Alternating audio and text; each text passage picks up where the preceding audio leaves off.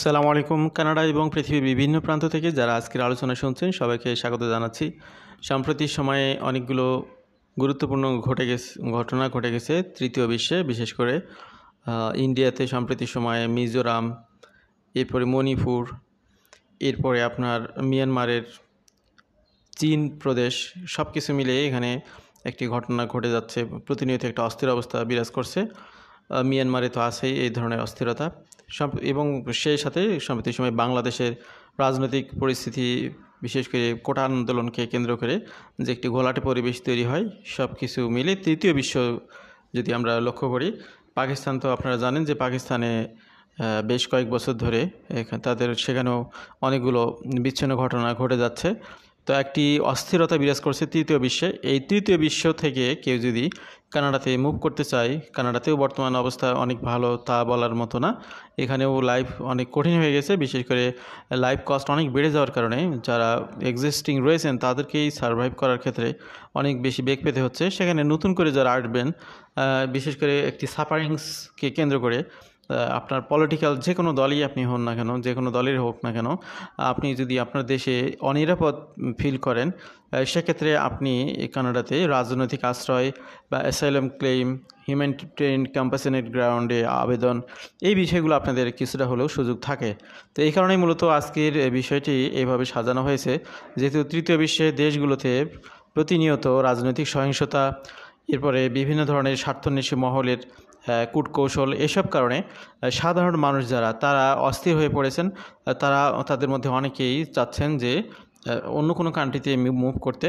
তো ইমিগ্রেশন সিস্টেমের মাধ্যমে যদি কেউ অন্য কান্ট্রিগুলোতে মুভ করতে চান, বিশেষ করে ইউরোপ কিংবা অস্ট্রেলিয়া বা কানাডা, ইউএসএ, এইগুলোকে আপনারা যদি এই ক্ষেত্রগুলোকে চিন্তার মধ্যে নিয়ে আসেন, সেক্ষেত্রে কানাডা অবশ্যই ভালো অবস্থানে রয়েছে এই দিকগুলো থেকে। ইউএসএতেও কি যদি এন্ট্রি করতে পারেন, করে আপনি উপযুক্ত বিষয়গুলো যদি তুলে ধরতে পারেন, আপনার অ্যাসাইলাম ক্লেম কিংবা হিউম্যানিটেরিয়ান গ্রাউন্ডে আপনাদের যে আবেদনগুলো রয়েছে, এই বিষয়গুলো হিয়ারিংয়ের মাধ্যমে, কেস বাই কেস এগুলোর যে হিয়ারিং হয়, সেগুলোর মাধ্যমে এখানে আপনারা একটা পরিত্রাণের সুযোগ পেতে পারেন। তো আমরা যেহেতু কানাডার বিষয় নিয়ে কথা বলি, এই জন্যই কানাডার বিষয়গুলোর নিয়েই আজকেও কথা বলবো। কানাডার বিষয়গুলোই আমাদের কনসেপ্টগুলো অনেক ক্লিয়ার, অন্য বিষয়গুলো মোরাললেস খুব বেশি আমাদের জানা নেই। এখন বর্তমান সাম্প্রতিক সময়ে যে ঘটনাগুলো ঘটে গেল এখানে অনেকগুলো কান্ট্রিতে, বিশেষ করে থার্ড ওয়ার্ল্ড কান্ট্রিগুলোর যে অস্থিরতা এবং কানাডা ইমিগ্রেশন, এই বিষয়গুলোকে আমরা এভাবে বলতে পারি। বাংলাদেশ, ইন্ডিয়া, পাকিস্তান, বাংলাদেশ, ইন্ডিয়া, পাকিস্তান, এখানে মিয়ানমারটাও যুক্ত করতে পারলে ভালো হতো। তো এখানে এই কান্ট্রিগুলোতে যে সাম্প্রতিক সময়ের অস্থিরতা, সেখান থেকে যারা সাফারিংসে রয়েছেন, সেটা সরকার পক্ষের লোকজনই হোক, বিরোধী পক্ষের লোকজন হোক, উভয় পক্ষেই কিন্তু সাফারার রয়েছেন। তো এই সাফারার ব্যক্তিরা কোনোভাবে যদি কানাডাতে আসতে পারেন, আসার পরে তাদের উপযুক্ত ব্যাকগ্রাউন্ডগুলো তুলে ধরতে পারেন, তাহলে কিন্তু তাদের জন্য রিফিউজি ক্লেম করে পরবর্তীতে এখানে পিআর হোল্ডার হয়ে থাকার একটি যথেষ্ট সুযোগ থাকে, অপরচুনিটি থাকে। তো এই ক্ষেত্রে প্রস্তুতি নেওয়ার যে বিষয়, সেটা হলো যে আপনি যে প্রকৃতপক্ষেই আপনি হ্যারাসমেন্টের শিকার হয়েছেন, সেটার যদি কোনো প্রুফ আপনার থাকে, যেমন বিভিন্ন ধরনের হিংসাত্মমূলক আক্রমণ হতে পারে, সেটা যদি কোনো ছবি বা সেটাকে কেন্দ্র করে আপনার যদি কোনো পেপার কাটিং থাকে, এই ধরনের কোনো বিষয়গুলো যদি প্রুফ হিসেবে থাকে, সেগুলো আপনাদের জন্য একটি উপযুক্ত সাপোর্টিং হিসেবে এখানে কাজ করবে। কারণ কানাডাতে এন্ট্রি করে রিফিউজি ক্লেম করার পরে আপনাদেরকে বিভিন্ন ধরনের ডকুমেন্ট প্রোভাইড করতে হবে, সাপোর্টিং ডকুমেন্ট প্রুভ করতে হবে যে প্রকৃতপক্ষে আপনি আপনার দেশে এই ধরনের প্রবলেমে পড়েছেন এবং আপনার দেশে অবস্থান করাটা আপনার জন্য অত্যন্ত ঝুঁকিপূর্ণ, লাইফ রিস্কের মধ্যে থাকে। এই বিষয়গুলো এইভাবে তুলে ধরতে পারলে আপনার পরবর্তীতে এখানে আপনার কেসটি উইন করার যথেষ্ট পসিবিলিটি থাকে, এবং এই কেসে আপনি যদি উইন করতে পারেন, তাহলে খুব সহজে পিআর আবেদন করে পিআর পার্মানেন্ট রেসিডেন্ট হিসেবে এখানে থাকতে পারবেন। তো এই বিষয়টি অবতারণা করাটা জরুরি মনে করলাম, যেহেতু রিসেন্ট টাইমে অনেকগুলো ঘটনা ঘটে গেছে। অনেক মানুষ অস্থির হয়ে গেছেন, মানসিকভাবে অনেকে ভেঙে পড়েছেন। অনেকের টাকা পয়সা আছে, তারপরেও এখানে দেশে ভালো আছেন, তারপরেও তারা এই দেশে থাকতে চাচ্ছেন না, বিশেষ করে থার্ড ওয়ার্ল্ড কান্ট্রিগুলোতে। কারণ এখানে যে একটি রেস্টলেস অবস্থা, কিছুদিন পর পর যে একটি বিভিন্ন ধরনের বেপরোয়া আপনার আইনশৃঙ্খলা পরিস্থিতি, যে বেপরোয়া প্রভাব আপনারা লক্ষ্য করেন, যে আইনশৃঙ্খলা পরিস্থিতির সর্বোচ্চ অবনতিগুলো ঘটতেছে ইন্ডিয়া, পাকিস্তান, বাংলাদেশে, তো সেগুলো থেকে পরিত্রাণ পেতে হলে আপনারা এখানে ইমিগ্রেশনের পদ্ধতিগুলো গ্রহণ করতে পারেন। এখন বিষয় হলো আপনি কানাডাতে এন্ট্রি করবেন কীভাবে। তো এখানে যেহেতু সাম্প্রতিক সময়ে অনেকগুলো ঘটনা ঘটেছে, যাদের অলরেডি ভিজিটর ভিসা রয়েছে, এ ধরনের অনেক ভাই বোনরা আছেন যারা হয়তো আগে চিন্তা করেছেন নিজ দেশেই থাকবো, বিজনেস এখানে অনেক ভালো, আমরা কানাডাতে গিয়ে কি করব। এদের তো এরকম অনেক ভাই বোনরা এখন আবার চিন্তা করতেছেন যে না, কানাডাতে গিয়ে থাকবো, যে করেই হোক ওখানে কোনো একটা ব্যবস্থা করতে হবে। দেশের প্রতি একটা অতিষ্ঠ বিতৃষ্ণা ভাব চলে এসেছে, কারণ এখানে টাকা পয়সা গাড়ি বাড়ি থাকলে সিকিউর লাইফ এখানে পাওয়া যাচ্ছে না, এখানে বিচার ব্যবস্থা খুবই ভঙ্গুর অবস্থা।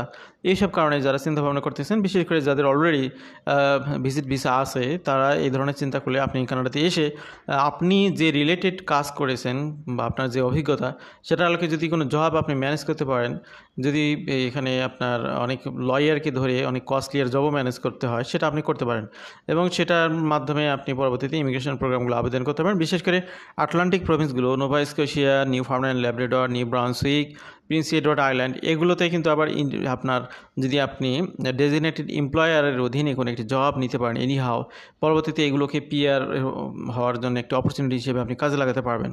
আবার আপনি যদি মাদার প্রভিন্স টরন্টো, তার অন্টারিও, তারপরে হচ্ছে আপনার কুইবেক, এরপরে আপনি ব্রিটিশ কলাম্বিয়া, এগুলোতে আসেন, এখানে লাইফ কস্ট অনেক কিন্তু বেশি। এখানে কিন্তু আপনাদের প্রাইমারি স্টেজে নিজেদের অনেক টাকা পয়সা কিন্তু খরচ করতে হবে, নিজেদের জমানো টাকা।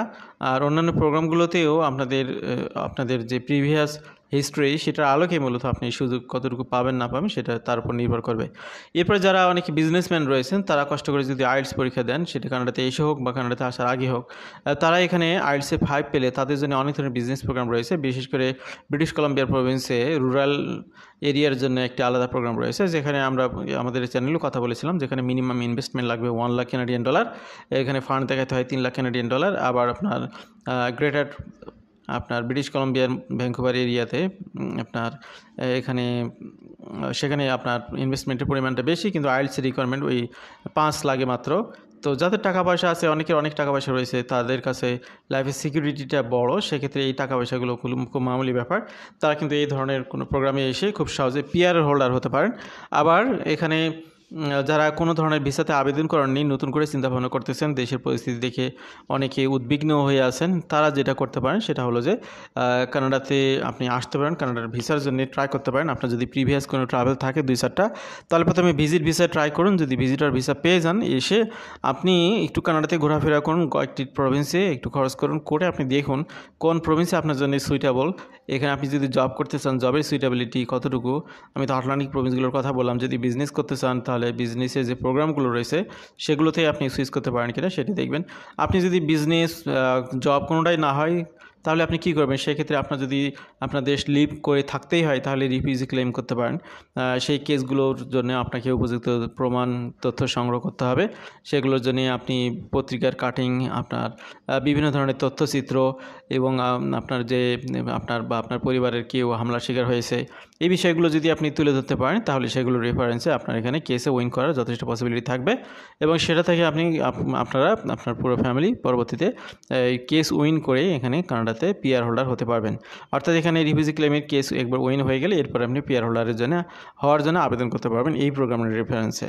তো কানাডাতে হিউম্যানিটেরিয়ান গ্রাউন্ডে যেহেতু অনেকগুলো কোটা থাকে প্রতি বছরে এবং আপনার অ্যাসাইলাম ক্লেমেন্টদের জন্যও থাকে, তো এই কোটাগুলো পূরণ করার ক্ষেত্রে আপনারা সেই সুযোগগুলো নিতে পারেন কানাডাতে আসার পরে এবং কানাডাতে ঢোকার জন্য ভিজিটর ভিসাটাকে কাজে লাগাতে পারেন।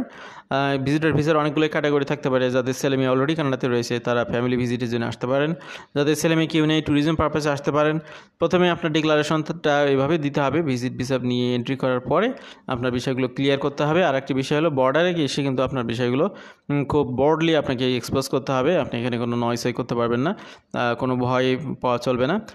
আপনার যেটা রিয়াল উদ্দেশ্য সেটা আপনার যে টাইপের ভিসা সেটাকে সাপোর্ট করে আপনার পর্যাপ্ত পরিমাণে এভিডেন্স এবং আপনার এখানে কথাগুলো সেভাবেই বলতে হবে। এখানে যদি আপনি তথ্য অন্যরকম দেন, আপনি দেখা গেলো ট্যুরিজম পারপাসে আসলেন, এসে বলতেছেন রিফিউজি ক্লেম করবো, এই ধরনের বিষয়গুলো হলে অনেক সময় আপনারা ঝামেলায় পড়তে যেতে পারেন।